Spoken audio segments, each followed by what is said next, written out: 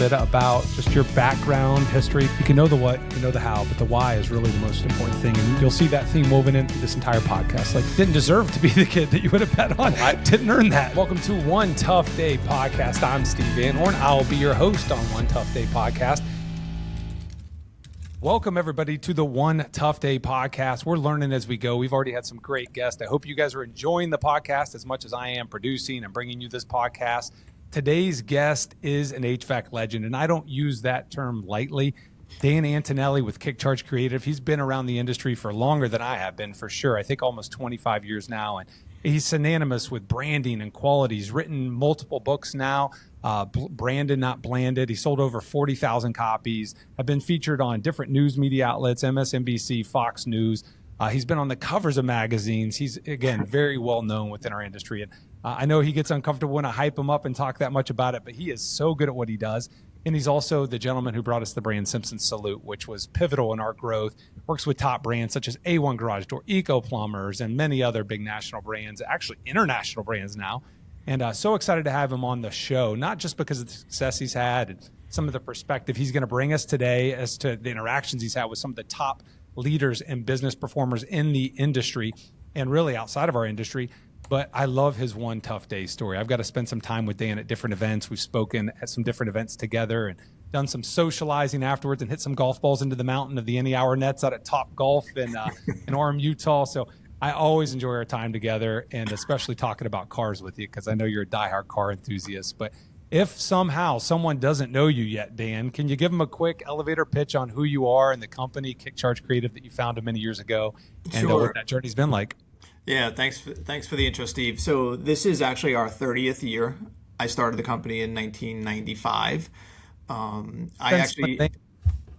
Say that again, Steve? Stenciling vans. Yeah. Oh, yeah. So actually 40 years ago, I hand lettered my first home service truck in my parents' backyard. It was for a contractor, and I still have pictures of it. The company's actually still in business too, which kind of still blows my mind. It was in Staten Island where I grew up. But at this point, you know, we have 52 employees. And we are basically full service. So I know we're very well known obviously on the brand side, but we also have an amazing digital marketing team. So we do web development, SEO, PPC, LSA, all those other things, social media. And then we of course have an amazing brand team. So at this point now we have 7 full-time brand illustrators on staff. We have half a dozen graphic designers and then writers and content people. And so it's been a crazy journey. Like, honestly, I think sometimes I just think it's bizarre, like what this has become over the years. I just started out as a guy just super passionate about lettering and obsessed with lettering and letter forms, and then of course branding came along with it. But as being a car guy, you'll appreciate that I literally started out mainly as a pinstriper. So I was originally pinstriping cars, and then you would find that when you were pinstriping someone's car, they would say, "Oh, can you do some lettering? Could you put my name on the car or my business name or something like that?" So then you had to learn basically lettering at that point. But right. I was one of those weird kids in high school that, like, my friends were going out after high school and partying, and I was like, "Yeah, I'm going to go home and I'm going to letter some alphabets." And they're like, "Huh? What are you doing?"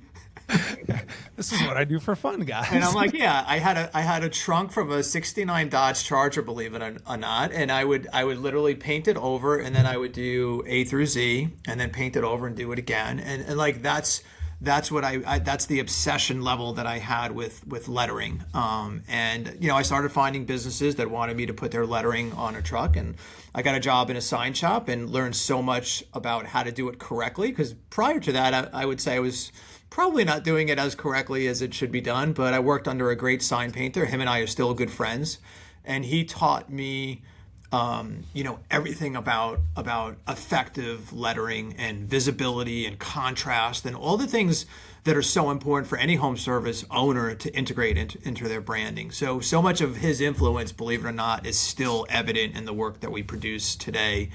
It's pretty wild. Like, when we opened up this new office here, he actually came out and I got to hang out with him, and we still, communicate regularly. I talk about him in the book too. So it's been quite a journey. I just feel very blessed that at a very early age, I knew what I was passionate about. Yeah, and when you connect that artistic ability into that passion and someone who's driven like you, man, that's when the magic really occurs. And I love one thing you said. I actually wrote it down. how, you looked back and said, like, I probably wasn't doing it as well as I thought I was at the time, right? But I learned, and I think that's probably what allows you to connect so well with tradesmen, because it's the same mentality, right? Like, this evolutionary process. We talk about that a lot on this podcast, where we look back at our business, we say, like, man, if I would have only known 5 years ago what I know now. But talk a little bit about your journey, because one thing I know for sure, marketing 30 years ago, branding 30 years ago is not the same as it is today. And what does that evolution look like for you in KickCharge Creative, Dan?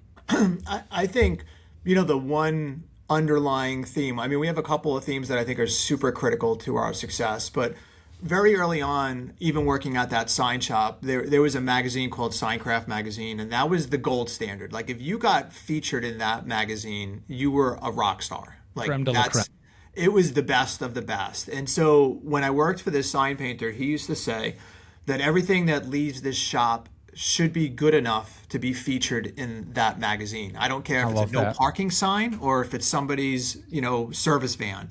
It should be good enough to be featured in there. So it should subscribe to the qualities that are most important. And that really stuck with me, because it just spoke to the pride and the craftsmanship that was required to be the best of the best. And so we look at that today, and listen, I appreciate the shout out of all the awards we've won and all the accolades that we've earned. But with every accolade that you earn, we always look at that and we savor the moment, but then we also recognize that that's not good enough for tomorrow. Yes.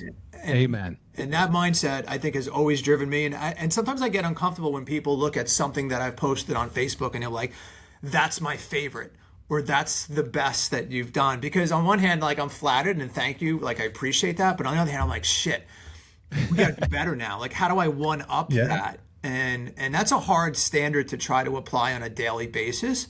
But I think that that's something that we've really, really subscribed to. And I will say the other thing that I think has been so critical in our journey is recognizing that the work that we do is so critical, and that the work that we do has the potential to change people's lives. And so that mindset is communicated regularly throughout the organization. So everyone understands how critical their mission is and their role is, and how many lives are affected with the work that we do. And we share very frequently the stories of the successes of the brands that they helped create, so that everyone knows how critical their role is. We have a huge wall wrap here in the office that has pictures of probably 100 contractors in front of their vans with their families, with their employees. And it says, we build brands that change lives. And that's that visual reminder of the importance of the work that we do. And that's something that I just wish was respected more so in my industry, is understanding that sacred responsibility that you have to that contractor, because you are playing with their livelihood. So really espousing those values and making sure that those are top of mind in everything that we do, I think, is another reason why we've been able to be so successful. Amen. You're getting me fired up, man. I think this is why I love being around people like you, Dan, because you're just the way that you approach your business, it's so similar to us. And I think you probably see that common theme woven into the fabric of a lot of successful companies. But some things you said, I'm scribbling down, like that Tom Brady mindset. They always asked him, what's your favorite championship ring? And he always would say the next one, right? Like, not that he wasn't satisfied with the body of work and what he took to get there. And he was always paying homage to his teammates and the work that was done by him, his coaching staff, all the other participants to get there. But we're already thinking ahead. And that's, very much mine and Chad's mindset in growing our business so quickly. And I know it's your team's mindset. Like, hey, somebody said one time to Chad and I, like, man, you guys are just never happy. Like, it's always just the next thing. We're like, no, we're always happy. We're never content. Right. There's a difference, right? We're always happy with what we've done. I shouldn't say always happy. We've definitely had our bad days, and that's kind of what this podcast is dedicated to. But having this concept of like never content, how do we continue to evolve? How do we push the limits? And I know you guys from a branding agency, a marketing agency, like you're always looking to raise the bar, and somehow you do it. And I have so much respect for what you guys do. But can you talk about like, what's that motivation, Dan? Like every day, like what's a team meeting at KickCharge Creative look like that forces your team to continue to press the envelope and stay engaged to be part of your team? Well, I want to touch on one thing you said real quick, though, is you said the notion of being content. And I think that is a trait for the people that we work with, that they are not content. They are not complacent. And so when it relates to branding especially, you see a lot of owners that look at the success that they've achieved at that point in time as the reason why we don't make a change or we shouldn't pivot. because they're like, oh, well, it got me to here. Why would I ever change? Instead of looking at it like, wow, we got to here with what we have, but it won't get us to where we want to go in the future. And you look at people like Aaron Gaynor, who we rebranded when he was at 40 million in revenue, or Tommy Mello, who we rebranded when he was at 30 million in revenue. Like what normal, I want to say, quote unquote, what normal owner is saying at $30 million in revenue, hey, let's change the branding because it's clearly not working, right? That mindset. But they knew that where they wanted to go, that was the anchor that they were dragging, and the longer they were putting it off was just delaying getting to that goal faster, right? So that part, I think, is definitely accurate as a trait that we see, is just the ability to not be complacent in what they have and to recognize that it's amazing what they've done with what they have, but it's not going to get them to where they want to go. And in every instance, like, Tommy was 30 when we did it. I think he's 300 now. And Aaron is probably almost at 100 right now. I mean, huge amounts of revenue were added post. Now, obviously, it's not just because of the brand, and I never want to take credit for all the growth that happens afterwards, but it is a component of it because it's also recognized as a mindset shift for the owner that trickles down, right? That's when you see the owners get so re-engaged in the brand. They get so excited about the company again, like, because they get flat, like they get somewhat just not excited or enthused, and then suddenly they see this new brand and they're like proud, and I think the word you're looking for is comfortable, right? And comfortable. I know for us as innovators, someone who's always thriving, living on the edge, like it's about never living in the comfortable. Like it's okay to stay comfortable for a minute, but I know I'm most uncomfortable when I'm comfortable. And that doesn't make sense to a lot of people when I first say that. Yeah. That makes no sense. But when everything's going smoothly and there's no innovation and there's no challenges on a daily basis, I get really uncomfortable because I'm like, we're missing something. Everybody else is innovating and adapting and forcing the limits right now. And we're chilling. Like, I don't like that feeling. I know Tommy shares that same opinion. And by the way, that was 300 million in annual revenue, the number you're talking about, and 100 million for Aaron down at Eco in Columbus. And these are great dudes, guys that we talk to on a regular basis. I know you're very close with Tommy, and he's doing great things conquering the world right now with A1 Garage Door, national brand. And I look forward to having him on the podcast. So help me grease those wheels, Dan, because he is just going to be an hour of straight energy, and any moment spent with him is awesome. But I think that's a common theme, and that's a question I planned on bringing to you. Like, you see that you mentioned some of those high-end operators in the industry, and Tommy and Aaron certainly fit that mold. We know there's tons more. But as you travel the world and you talk to different people, and I know sometimes you guys make the pitch that like, hey, here's what I can do for your company and your brand. And when you sell it the way you do, that, listen, I don't take this lightly. I own this as your livelihood. Some people still walk away from the table and they say like, I just can't spend that X dollars. And we're talking numbers that are nominal here, but for a multi-million-dollar a year business, we're talking something that's equivalent of like 0.1% of annual revenues, and they still won't pull the trigger because they just don't see it. First, the guys who will say like, hey, I don't have a lot of money. I think about like Amanda, right, at Grasshopper. Like she only had 15 grand left or something like that as her story, and she chose to spend it. I didn't know it at the time, but yes, she spent her last $20,000 with us. And so what's the difference? Yeah, I know you didn't know at the time. She didn't want anybody to know at the time. It's a fun story to tell now in hindsight, right? Because it's become a story of success, but it could have went the other way, but she knew you were a good bet, and it worked out really well for her. But when you look at Amanda and Tommy and Aaron and the Chad and Steves of the world, like, what differentiates them from the people who are always sitting on the sideline, maybe saying like, I wish I would have, if only I could have known, I could just kick myself. Like, what's the differentiator between those folks? I mean, I think also just recognizing that they're not experts on that particular topic as well is something that, you have to be open to recognizing that you may not know as much about this topic as you might think. I also like to ask the tough question and just say, if you look at the brand that you have today, if you can honestly look at that brand and say it adequately represents what we provide to each homeowner on a regular basis, then fine, keep it. But what happens is you outgrow it, and you outgrow it incrementally on a daily basis, and then 5 years pass and you're like, this was fine and all I knew when I started the company, but the service and the level that we provide to each homeowner I can't get that by looking at your truck. I may experience it as a homeowner after and then feel amazing that this is a great company, but there's thousands of people who will never interact with your company and never get to experience that level of service, that premium level of service. And a lot of the cues that they get are from the visuals and the advertising that's presented to them. So that's really the honest question to ask yourself is, hey, do you look as good as the service you provide? And if the answer is no, then that's the time to really give some consideration. And Tommy was no different. Like, he was even at $30 million, but he was running into hitting some walls with higher average tickets because there was a disconnect between the price he was asking versus the price the consumer believed they should pay. Right. And part of that comes from advertising, it comes from marketing, it comes from brand perception. And his prior brand wasn't good. Like, Al Levy just constantly talks about how bad his truck wraps were and everything like that. And what it did for recruitment, what it did for all the other KPIs that matters, average tickets, booking rates, close rates. Like, that's the part that sometimes just blows my mind is you don't know what you don't know, obviously, but when you look at how we track KPIs that matter most about branding, and it's insane when you look at, even website visitors, branded keyword searches, conversions on a well-branded website versus a non. So actually the second edition of my book is where I added an entire chapter on data, right? Because in as much as I love pretty brands and making pretty cool stuff, like, who gives a shit if it doesn't move the needle, right? So that's the most important question. But I think I will say that people don't understand sometimes how those KPIs are truly affected. I mean, you went through it, you've experienced it. You had a brand that stopped representing the level of service that you guys had evolved into, and that's what prompted you to make that change. But you could see the effect.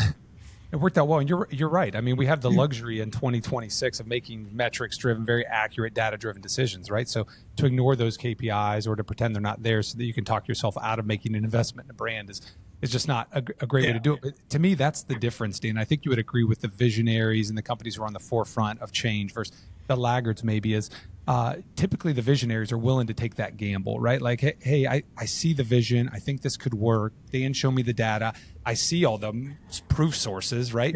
So, but a laggard is more inclined to just continue to wait and almost change once they're forced to, versus being willing to take that plunge. And maybe it's not 100% proven yet, but you do see that there's a vision, there's a purpose, and you're making a wise investment. It's not like we chose when we made that investment. It was a significant investment for us at the time. There was a reason why we went to KickCharge. There was a reason why we chose you. Like, it was proven. Like, you see some of the best vans, and still to this day, we'll drive past vans in other states when we're visiting and be like, that's a Dan wrap. And not that because your wraps look the same. You could just see the way that the colors complement each other, the way they pop, just the certain elements woven in. Like, you could just tell with the way that it attracts your attention, that's either a Dan wrap or it's someone who is trying to steal a Dan theme, which is also frequently happening, right? Which I guess they say, what is it? That imitation is the greatest form of flattery, but I know that one gets you fired up pretty quickly, doesn't it? Yeah. I mean, I think that's also just trying to recognize, the difference between amateur branding versus professional branding. Even when it comes to mascots, like mascots in general get a lot of hate. And I agree that there's a lot of really awful mascot branding being done. But when it is done well, it's proven to work very effectively. But there are, some other companies just putting out really, really crap work that is heavily inspired by our work, but it will never be at the level. And again, just the psychology behind what we do, the emotive characteristics of the mascot, how the mascot is rendered, what it's actually subliminally communicating, like all of those things are the things that are missing from those amateur type ripoffs, if you want to call them that.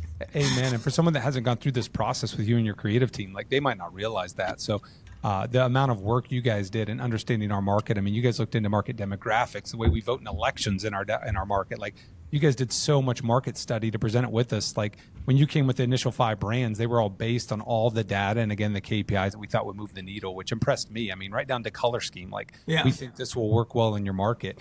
And those were all elements that I didn't realize going in that you guys were going to take into consideration. But it also helped to put our mind at ease that, hey, this investment we're making with KickCharge is being taken incredibly seriously. And it's good to know your team took that investment 100%. Seriously, because back to your earlier point, this is our livelihood, right?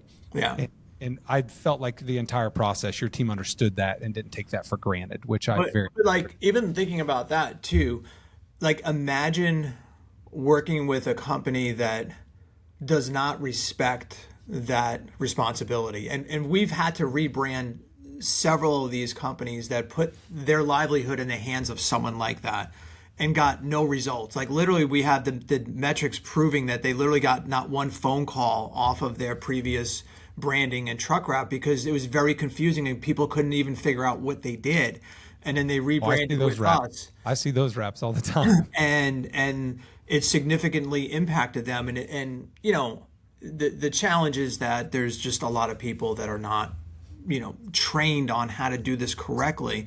And they're selling a commodity instead of a service. And sadly, that commodity can hurt you if it's not well conceived, you know? So again, like I look at that responsibility as something that's sacred. Like imagine we did something that negatively impacted their future. Like that would be devastating for us. And so we're so careful with the process that we've honed over 30 years. Like even our briefing process, like even when, you know, when you did it with us, we've made so many improvements even to that process where the right questions are being asked, the demographic analysis, like so many things. Even again, we've evolved that process and we've learned, okay, we need to ask more about this. We need to do more about storylines about this. We need to talk more about what the brand story will be for this brand.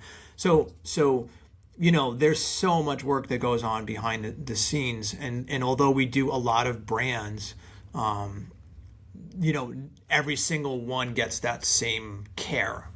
I would say. And I truly do believe that. I know, you know, to a point you just made, like it doesn't necessarily, once you have a cool brand and your team's now touched it, which I can call you King Midas because it seems like everything you do touch does turn to gold. So your color scheme and the K on your hat seems only fitting, Dan. But it doesn't ensure success. And I think that's an important thing to point out to people who might be considering a rebrand. Like this doesn't put the you know, all the responsibility on Dan and his team to make your brand successful. What they do is they give you something that you can now build and grow off of. Yeah. But I definitely don't want to start a war with this next thing with Grant Cardone and Brent Dawson because those guys will beat me in a war. But I respect Grant and his team, and I've read the books, and I like a lot of what they say, but I don't agree with everything, and I think that's what makes me unique is, you know, I kind of mesh everything together.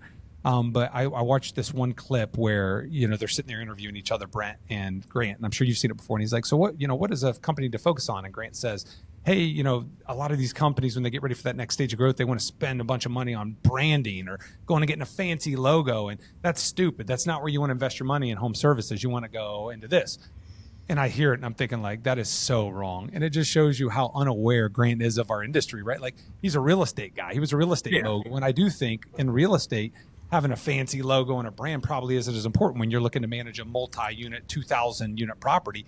But in our brand, where your trucks on the road, your billboards, your direct mail campaigns, your social media, it's all tied back to that branding. Like just talk for a minute about that and how I think you would agree with me. That's terrible advice, right? Oh yeah. Just because of unawareness of our industry, how important is it to have a strong brand to build off of? I think, you know Roy Williams from Wizards and super smart guy. And, you know, I mentioned him in my book. And I think that the way he distilled this statement is really proves how important a brand is. And he says overspending on marketing is the tax a business pays for being unremarkable.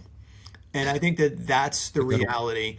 And so the more unremarkable your brand is, just expect your marketing spends to have a direct relationship to that. So Google will love you the more unremarkable you are because they make a shit ton of money off of you, because instead of someone typing in your brand name and them needing to type in heating repair near me, well, that's a failure on your brand. I love this topic. You know? Keep going. So I think like the idea of what we try to do is I need to create a brand that lives in someone's mind rent free, because if I can win that battle, if I can create something that visually captures their attention, and more importantly, they process it and remember it, and then they can recall it later on. And it doesn't happen overnight. As a matter of fact, I put this chart on my Facebook page the other day, and it's just ironic sometimes too, because, you know, I'll put something that I think should have no engagement and it gets crazy engagement. And then I put something that I think is mind blowing and it gets a little bit of engagement. It was basically Welcome to social media. It was basically a graph showing that the weaker the brand, the more impressions one needs in order to make it memorable, right? So it's a linear kind of chart, and and it's averaging like 20 to 30 impressions before someone might actually remember your name. And then showing the contrast of a well-branded company and how you just need fewer impressions to get branded in someone's mind. So imagine it takes a normal company 30 impressions for someone to remember your name, but a well-branded company, it only takes 5 or 6. Well, what would that mean from a marketing perspective? Like, how much less money would you need then? Because you wouldn't need as many impressions for someone to remember who you are. So, people forget, I think, the correlation between visually disruptive brands and memorable brands versus brands that blend in. It's like I coined the phrase white van syndrome. It's like, just another white van. Why would I ever remember that white van or that boring name or that boring, sun and snowflake logo, right? So those are the things that people react to. Like we did a brand for this company called Maston's Plumbing out in there in Tulsa, and literally the owner was wearing a branded shirt. And someone came up to him at a store, and she's like, "Are you from Maston's Plumbing?" He's like, "Yes, I own Maston's Plumbing." She's like, "I was driving behind your van the other day, and the image just spoke to me, and it harkened back to a time where craftsmanship was done and people cared about their work, and it just impacted me so much. I just wanted to let you know that." And he was like blown away. Like, we actually have it on camera. He asked her to repeat it, and we actually recorded it. But like, think about that. And do you think she's going on Google the next time that she needs service, or is she simply typing in Maston's Plumbing? And again, like, when you have that generic clip art logo, there is nothing about that is causing that owner to, or homeowner to, like, process that and try and remember that and make them feel something about that, right? So it's not rocket science, but I think also, like, when you talk about people that don't necessarily understand that, you're talking about people that have never experienced sort of the before and after of having a strong brand. And the one thing that I think 95% of everyone that we rebrand says after the experience, because we actually created a video because it was so funny. I was asking that same question, and on the video, everyone said the same exact thing. So it's like a video of 20 people saying the same exact thing, and all they said was, "I wish I had done this sooner." Right? That was the number one thing when I said, "So you've lived with this brand a year. Like, what can you tell me about the experience that maybe you learned from it?" And universally, it's like, "I wish I had done this sooner." Right? So you don't have that reaction unless it's truly moving the needle significantly. It's not like, it was all right, it didn't really work out the way I hoped, or right. Like, that never happens. It's always, "I wish I had done it sooner," but without coming from that experience, you don't know. Like, if you purchased another company that had sun and snowflake logos, probably the first thing you would say you need to do is rebrand it. But you're coming from a point of experience. Like, you've seen the power of that before and after. But if you've never experienced it, like, I get being skeptical about it, but there's so much data to really, like, sometimes I'm just amazed that it's even a question mark. I think that's the irony sometimes when you look at private equity owned companies, is that people somehow have this, I think, notion that private equity is the one investing in branding, and they're the ones putting out so many rebrands with mascots. Usually the opposite. Like, dude, that's like, private equity does not invest in branding, which is the most ironic thing, right? These are the smartest guys on the planet, right? These are the guys who know everything that moves the KPIs, and these are the same people that say, "Yeah, no, the sun and snowflake is fine. That's all good." And then they're just throwing money away on Google every month and not recognizing the correlation. So it's kind of ironic, I think, that somehow everyone thinks private equity is actually the ones investing in branding, and it's really not. It's probably less than 5% of our business comes from private equmoney. You're so right with that. And I think for them, it's just that not ability to directly tie that investment to a exact dollar amount within a 6-month time period, right? But I know a couple of things I wanted to point out that you just talked about for us. I know I do look back and say, like, man, I wish we'd have done it sooner, but I also know that we couldn't have done it as successfully sooner. Because the thing about marketing is, and you understand this as well as anyone, if you don't have the processes in place and you don't have the people in place to be able to handle what you're trying to create via better branding and marketing, then it's not necessarily going to be successful. And again, I know you've dealt with the people who come back to you probably later and say, like, "Well, Dan, I rebranded and I paid you and my brand still isn't growing the way you want."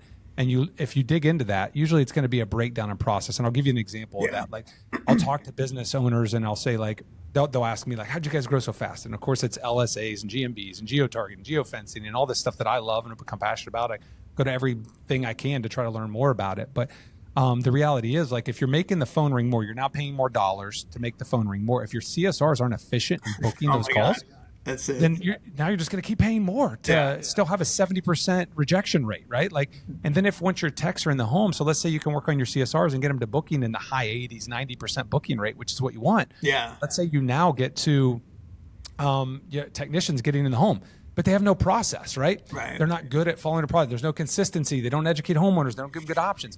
Now you're just burning the lead there. So figuring out where that process is breaking down to make sure that, I know for us, when we went live with you, Dan, we felt very confident we had those processes in place. So now we're like, all right, what are we missing? We're missing the cherry on top of the sundae right now. Like we need the great brand to rally this behind. So when we launched it, we had these great processes. All of a sudden we're getting these phone calls like, holy cow, when did you guys get 30 vans for Simpson? We're like, we've always had them. They've just been white, right? Like you didn't know them because we had white van syndrome. We just didn't know it. But then all of a sudden people started trying us for the first time. And what they found is our CSRs answered the phone a little differently. Thanks for calling Simpson Salute. How can we make you comfortable today? Oh, how much is a diagnostic fee? Well, we know that customer's only looking for cheapest price, right? So we're going to create a conversation versus just saying $90, right? We're going to say like, oh, absolutely. I'd love to get you that information. Can I get a couple more pieces of information so I can give you an accurate cost?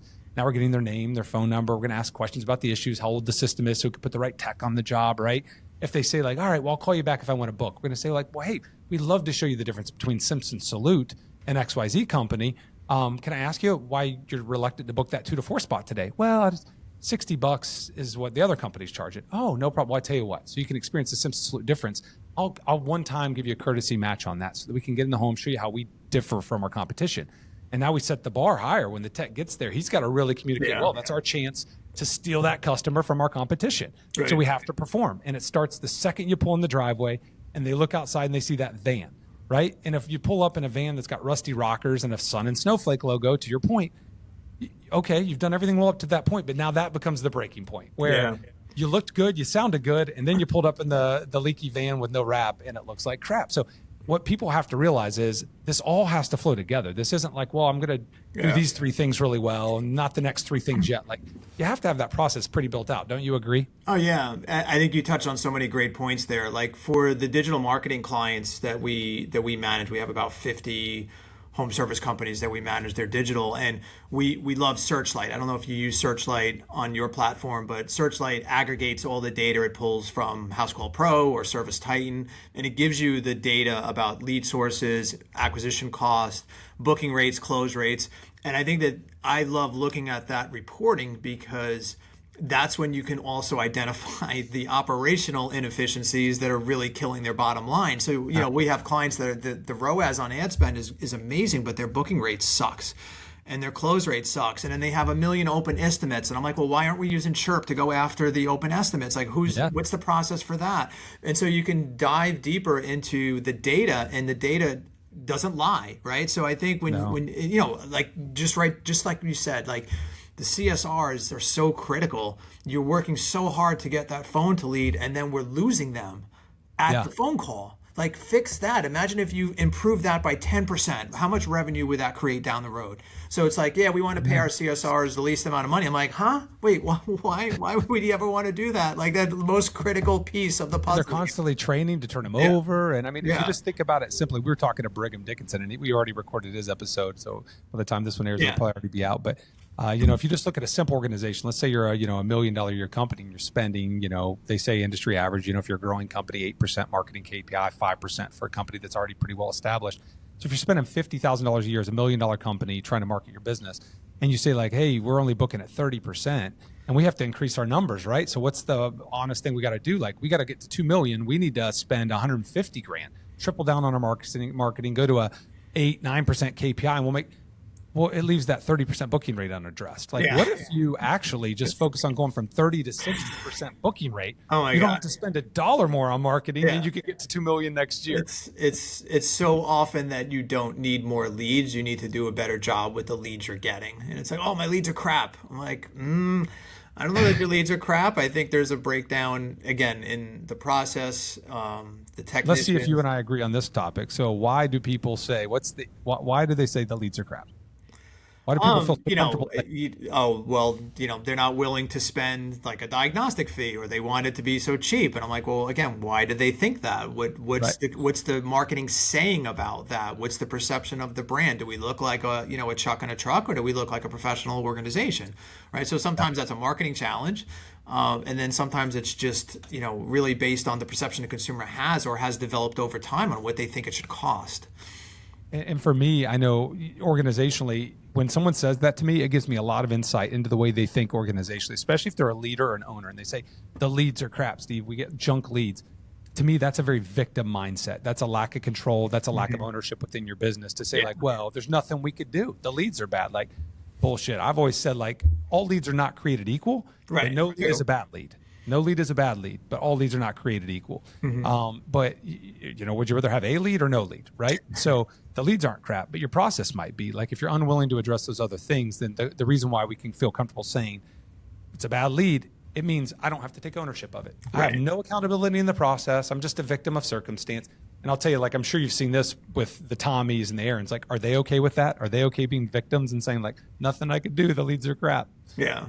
I mean, I remember being blown away being at Amanda at Grasshopper, being at her office in Albany, and they have, big flat panel displays pulling all the data from Service Titan, and they have each CSRs, and they have their booking rates and everything. She's a cheat code. She's got Nick from DataCube now. Oh, yeah. Running the show. Like, but like some of their booking rates were like north of 90%. Yeah. And I'm like, that's insane. But again, so much effort has been put into training and process and all those other things. So I think to your earlier point about when are you ready for the rebrand and to fully leverage the benefits of a rebrand, operationally, you have to be there. You have to have good operations. And I think sometimes too, that's the thing that's surprising to me when a company comes to us and maybe they're at 5 million and they have an awful brand. Like, so to me, that screams opportunity to me because I'm like, you got to 5 million with that? Like, oh my God, that must mean that you are making the most of every lead, that you have your operations dialed in, that you're doing all these other things very well. You just don't look like a company that's doing all those things very well. Right. And I can fix that for you. Right. So yeah, it's like I got to 5 million spite that. Right. Not with that. Right. Not because of it, in spite of it. That's another way to look at it. One of the most impactful slides, I forget where we were. We were somewhere, it might have been Vegas. You were on stage right before I was. I'm sitting there watching you put this slide up, and I was there with, I consider him a friend. I've helped a lot with the training of his team and whatnot over the years. And he had just gone through a rebrand. I told him to call you. He didn't. He decided to go a cheaper route. And you throw a slide up. You already know where I'm going with this probably. And it's like, hey, if your logo looks like this, it's generic and cliche and it's crap. And his logo was right in the middle of the screen, which is, the only thing that was different was the name and the logo. And I'm looking at him and his face is blood red. You can tell his blood was boiling. I'm like, I don't know who he's mad at right now. Is he mad at you for saying it, or is he mad at himself for making the investment in a shitty logo that's been used 100 times via clip art, Oh my God, that's really funny. That's such a great slide. I love when you put that up at the different shows. It's a little bit of a reality check for people. That's what I always say too before I'm speaking. I'm like, you're going to have all these inspirational speakers today. For most people, after they leave my presentation, they're really pissed off at me.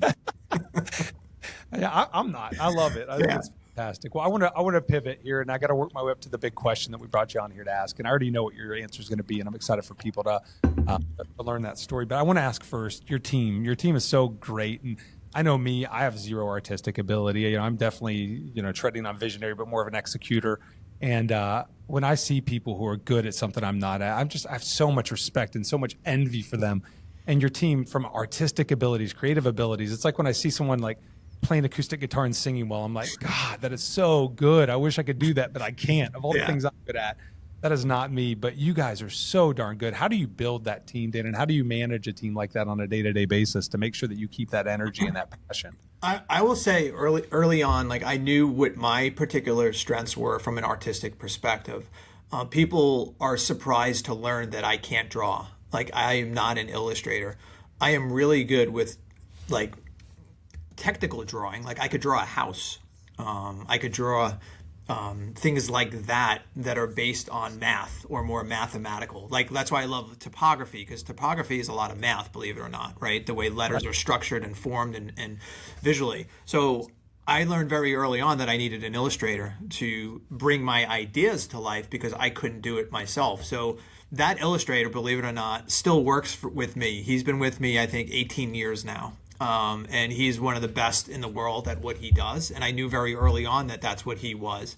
And so and then the team that we've hired after is just very, very diligently selected.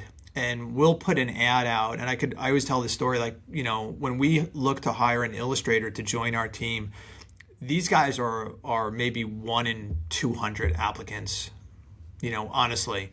A lot of graphic designers believe that they are brand designers, and they are very rarely is that ever the case. They're very good at creating a brochure with an existing brand, but to build a brand from scratch, entirely different process and skill set. So the people that we've assembled, that's the hardest part we have to scale, is finding people at that level, because we're not willing to, lower that standard at any given point. That would never happen. But finding people that we think are at the level that they would be sufficient for us is very challenging. So we've worked hard to cultivate and to improve those skills. And I think one of the things I keep challenging them with, especially as it relates to truck wraps themselves, is like, I don't want to see a truck wrap that someone can look at and says, KickCharge did that. Yeah. Unfortunately I can, but it's only because I've become like an admirer of your work. So I'm always pushing them to never be complacent, never be comfortable. Don't, things work, and it's obviously a finite canvas, right? There's only a certain number of ways to arrange the elements that are most important.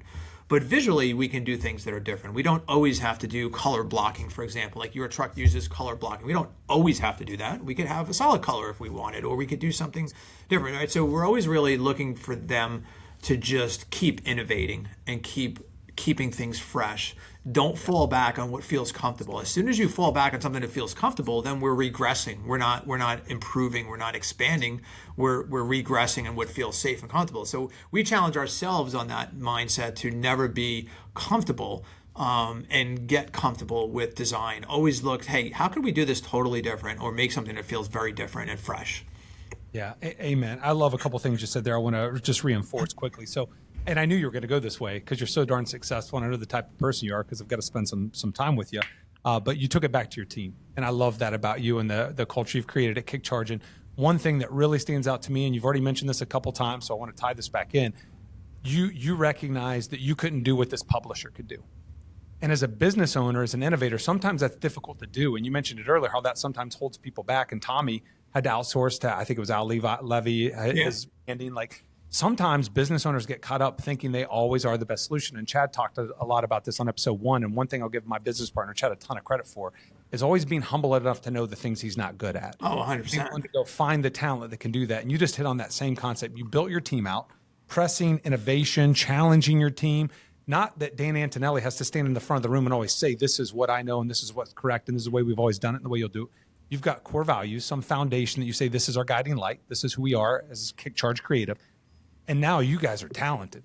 Let's go. Like, you tell me what we should do next. And my publisher is going to help to do this. And I've hired people to specialize in this. And I bet the accounting people aren't the same people designing truck wraps, right? But I know you got accounting people at your size. So, I mean, that's such a strong thing organizationally. Don't you agree that you empower your people and you're constantly giving credit back to them and what they're good at? Yeah. I mean, it's on one hand, it's hard because I'm sometimes viewed as the face of the brand. Like, I'm the one that is making all these things happen. And I'm like, dude, there's like 49 other people here that are way smarter at their particular task than I ever will be. If you want to give me credit for something, give me credit for surrounding myself with people that are smarter than myself. Amen. And that benchmark may be very low, by the way, too. I don't think so. You guys have raised the bar, but that is, I mean, if I could literally like put a big stamp highlight on something you said, Dan, like that is it right there, man. Don't give me credit for what we do on a daily basis. give me credit for assembling a badass team. Yeah. And that's the way Chad and I feel. And I know if you set Tommy down right now and gave him Truth Serum, he would say the same thing. Don't give me credit for growing this into a $300 million brand. Give me credit for putting these people here that have done that. And what would Amanda say if you asked her? Yeah, it's the same thing. I mean, just that visionary mindset, and then again, just hey, what am I most passionate about? Where am I most useful? And again, I keep removing myself further and further from the things that I shouldn't be involved in, that I don't add enough value to. And when you start giving more trust to the people that you've hired for these tasks, they rise up to it. You know, they want that responsibility. They want ownership. It makes them feel accomplished, that they can make decisions without requiring your involvement, and you empower them to make those decisions.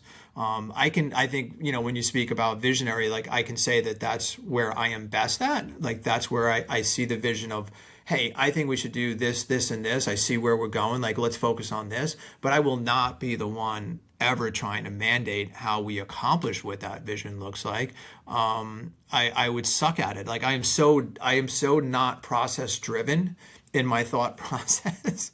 Yeah. I am so anti-process. I'm not anti-process for the sake of being anti-process. It's just not the way I particularly work very well. But everyone on the team is so process driven. And that's the only reason why we've gotten to where we were. Like if it was just a bunch of people with random ideas on how to accomplish any given task, we never would be able to scale, right? And so I recognize how important process is. It's just not the way I personally are very well suited. Well, and credit to you. I mean, once you create that foundation, they understand these are the non-negotiables, right? Yeah. But let's build on these, and everything thereafter is very up for conversation, right? We're constantly willing to press the envelope of innovation and being on the cutting edge. And just kudos to you. Again, I've met and interacted with quite a few people on the team, and one thing I know is they love working there, and they love working for you. They love being part of the team, and I think that ties into the way that you manage them, Dan, is when people feel valued and they feel as though their ideas are being put into action, and then you see turnover go down, coworker satisfaction go up, right? Like, and that does become scalable. What's not scalable is constant turnover and lack of creativity and not having foundational core values that you can build upon. Yeah. And that business is struggle, whether it's your business, my business, or any other business, right? And I will say too, you know, one thing I'm most proud of, and we just randomly realized this the other day, is that in the last 2 years, only one person has voluntarily left this company. That's powerful. And I'm like, that, you know, so much credit to my COO on her vision of culture and how important culture is. But I'm like, damn, that's pretty crazy that literally no one has left this company voluntarily in that amount of time.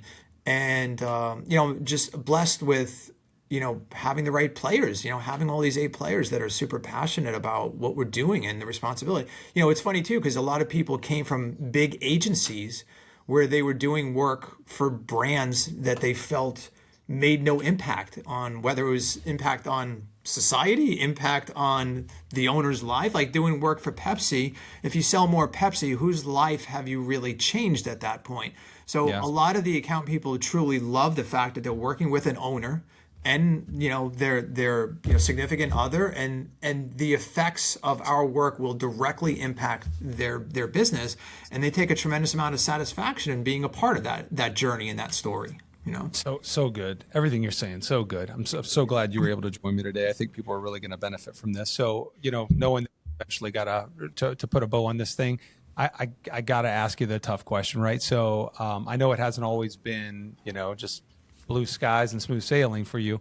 And there was one pivotal day, I think this is the one you're going to share at least, maybe I'm wrong, where your life forever changed and you didn't actually know that there was going to be more days ahead. Yeah. And if you could just tell us a little bit about that day, or maybe if I'm wrong, then whatever the toughest day was, and how that kind of redefined you as a person and as a business owner operator.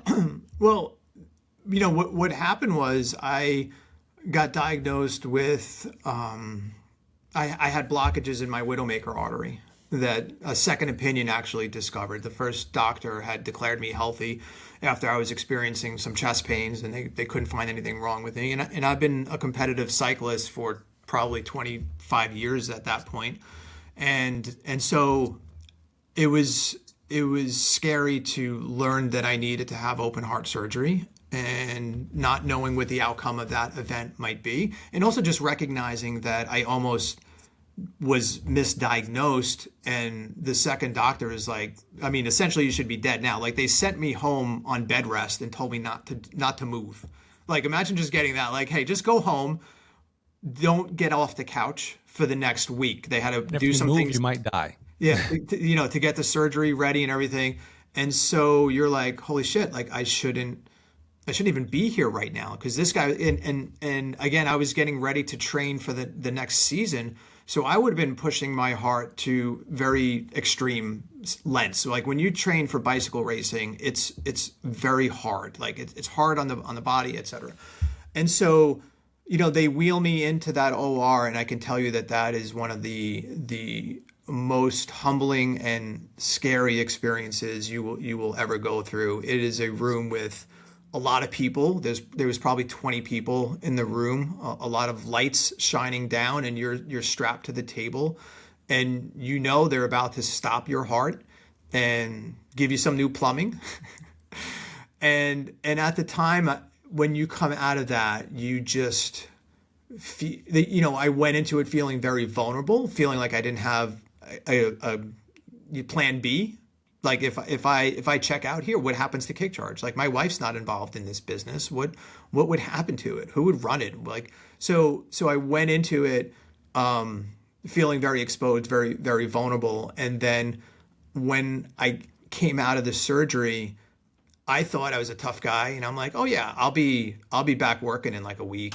I'll be able to like hop on Slack and do stuff. And this thing kicked my ass. Like it listen, if you don't have to get it, I don't recommend it. But I had to rely on the people here to run the company. And what I saw and experienced happen led me to realize that I had been stifling them, that I had not allowed them to take ownership because I was involved in things that I should not be involved in. Wow. And I really realized that this company runs so much better without me being involved in things that I did not need to be involved in. And when I was forced to not be involved in it, it was amazing to see how well the team performed. So at that point, I had promoted someone to be COO. She was already COO before the surgery, but was I letting her operate as a COO? And I'm going to tell you, no, I wasn't. I was in too much stuff still. I was not giving her ownership as much as I should. Which, to your credit, Dan, very much a first generation business owner entrepreneur's mentality, right? Like, this is my baby. Nobody gets to hold my baby, right? Yeah. And she stepped up, and I can say this too. At that point, we were probably at maybe $2 million in revenue or $3 million in revenue, and it's 5 years. It's actually going to be 5 years since my surgery in 2 weeks. It's February 15th. And, we just finished this year, I think, at 12.5 million in revenue. And that's a result of her. As a matter of fact, I am promoting her to be president of KickCharge. That's going to be in a couple of weeks. We'll make that announcement, and we wouldn't be here without her, and not just her, other people, of course, too, but that experience of going through that surgery and recognizing that I can't do everything, that I shouldn't be doing everything, and that I have assembled an amazing team is truly the reason why we've gotten this level of success. And I'm so excited for her to really take the reins, to allow me to step back a little bit, to enjoy life a little bit more. I think one of the other things that I recognize too is that you think you have this bank of time, and you think this bank of time is it's not infinite, but it's not like you think it's tomorrow that it expires or that you run out of that bank of time. And I realize too, when they're wheeling you in and you're like, shit, man, I kind of hope I don't die now, because there's a lot of stuff that I thought I had more time to do, and I might not have more time to do. Like, this could be it. Like, I was happy when I woke up the next day and I was still alive. But I truly look at every day as a gift, as a blessing. And I would say the other thing that's most critical that has changed in my mindset is an overwhelming abundance of gratitude that I try to communicate daily to the people that are most important to me, to the team, to my clients, because I shouldn't be here. Like, I mean, by all practical purposes, I really shouldn't be here. And so, like, literally on my phone, like, I have a countdown of bonus days. Like every day, it adds another day to it, and I just look at that and I'm like, look at how many more days I was blessed with, that I was gifted with, that I shouldn't have had, and I should make the most of each of these days that I have been blessed to get. In addition to, right? So I almost look at the February 15th as sort of my birthday, and the day that I got these bonus days gifted to me, and what am I going to do to make the most of those days?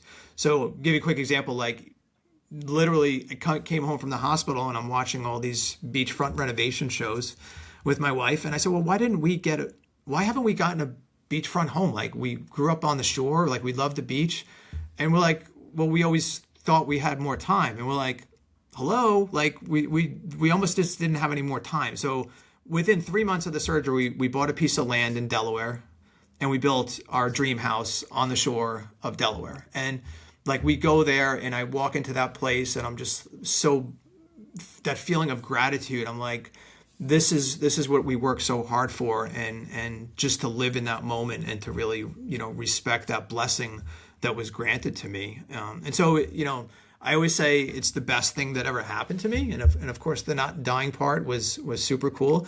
But what it's done from a mindset perspective has been helpful. And sometimes I like, we're all human, and you fall back on that, and sometimes you forget. But I think if you can approach tasks with the mindset and instead of saying in your mind, I have to do this, and you flip it and you say, I get to do this. Oh, yes. 100. It's a big shift in the mentality of being, you know, so aware that you shouldn't even be here today. So quit bitching about the thing that you don't want to do right now, and instead say, you know what, I'm lucky I get to do this, because I shouldn't have had the opportunity. So sorry if that was a little long-winded there, Steve. I loved every second of it. I think you gave me feels like 3 different times, Dan, as you were talking. I'm so glad you were able to join me today, because that's the essence of why we're doing this podcast. I know we don't always have a great opportunity to dig deep into stories like that, but man, you said like 5 different things there that I'm like, oh my God, that is so good. And I knew you were going to say them, but that concept of time, I've always been much like you, very aware of it. And, you know, I didn't have to have a near-death experience, but I do think God probably knows you're a strong personality, a strong individual. And sometimes the act that causes us to force that change has to be pretty compelling. So for you, it took a near-death experience for God to get your attention and say like, hey, time is fleeting. I need you to change some ways. And if you look at the way that transitioned to your business, Dan, now, since with you creating a succession plan, being able to give your team more, I mean, your growth wouldn't have happened. And you know that without that event happening in your life. And just, you wouldn't have bought the beach house yet, because you would have had this concept of like, we'll do that later. We'll do that once we get to 20 million. I'm going to be here for it.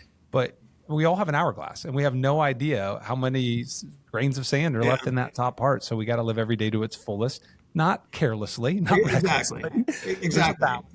And that was the thing too, is like, we could have done it much sooner, but you always, you know, we're conservative. Like, we had, you know, regular parents that weren't entrepreneurs. They were blue collar people. Like, my dad was an electrician, you know, and so you're cautious, but you also recognize too, I love that song from the Eagles, and at the end of the song it says, there ain't no hearses with luggage racks, and you know, we're not going to take it with us. And obviously, you know, you want to be leaving what you can for your family, but you know, I bought a Corvette. Okay, so what? Like I'm not going bankrupt because I did that, but also I get to enjoy something that I'm passionate about, and it you know, it makes me feel good that I didn't wait to do that. You know what I mean? Like, so, you know, work on the experiences, work on doing the things that give you some satisfaction. When they were wheeling me in, I wasn't wishing that I had done more logos or that I had spent more time in the office. I was thinking about all the things that I thought I had all this extra time for. And then coming out of it, just been, you know, so grateful that I can still do a lot of those things that I had dreamt about doing. Yeah. Amen. And thank God you're still here, man, because we wouldn't be where we are without you and your help. And I love talking to you. Every time I'm at an event where you are, we just kind of find each other and gravitate to each other because I know we share so much common core when it comes to people. You've said team about 100 times in this podcast. And I know we share that common theme that it's all about our team and our coworkers and elevating the industry, elevating the lives of each other. And again, it's, the moments are fleeting. We're going to look back one day, and to your point just now, like nobody sits on their deathbed and says like, yeah, I really wish I would have worked harder. I really wish I would have spent more time in the office. I really wish I would have vacationed less with my family. Right. You're not going to look back and say, I really wish I wouldn't have bought that beach house. But you are going to look back and be grateful for all the time that you and your family got to spend together. And I know for you, there's a delicate balance between work life and family life. So I'm sure many times your coworkers are invited to join you on these experiences, which is just fantastic. But again, man, just grateful you're still here and able to share these stories with us. I hope people today walk away after listening to this episode like, man, Dan's got some good stuff there, because you do, man. I hope you realize the gift that God's given you with these extra days to spread that positivity and those experiences with folks. Absolutely. Yeah. And listen, I'm grateful to be able to chat about it. Not everyone, I think, hears these types of stories, and hopefully it impacts someone, to maybe, whether it's their health, to make a change, make sure they get themselves checked out, make sure that they're being proactive about that, and advocating for themselves. Like if I didn't pursue a second opinion, I wouldn't be here. And so sometimes just take things into your own hands if you're not satisfied with somebody's telling you about your health, and be proactive about it. I'm still, a very ardent cyclist. I'm still riding like 6,000 miles a year, and I work out 4 days a week. And I appreciate those opportunities, and I work every day just to try to make sure I'm doing everything I can to be healthy. Yeah, fantastic. Well, again, glad for every extra day God's blessed you with, and thanks again for joining us today and sharing those insights. I think I know you say I hope it touches someone. Like, well, right here's one. So, and again, every time I hear you speak, there's just like 4 or 5 more nuggets that I'm like, man, that's so good. I need to spend more time with Dan. So maybe I'll come out there one day. We could go to the beach house. Absolutely. And spend some time overlooking the ocean. I can't do that here in Ohio. Yeah. But again, thanks today, guys. If you're enjoying One Tough Day podcast, and I hope you are, we're just going to continue to share more stories like this from really influential people who have achieved a high level of success like Dan, and at some point probably had that pivotal moment where something switched. And those are the days we're going to talk about. So you hear we talk about a lot of other great things too, but if you know someone that you think would be a great guest on the podcast, or maybe you are someone that would be a great guest on the podcast, please reach out to us and let us know. We would love to have a conversation about joining us. But until the next One Tough Day podcast, thanks for joining, and have a very blessed day. Over and out. Thanks, Steve. Thanks, Dan.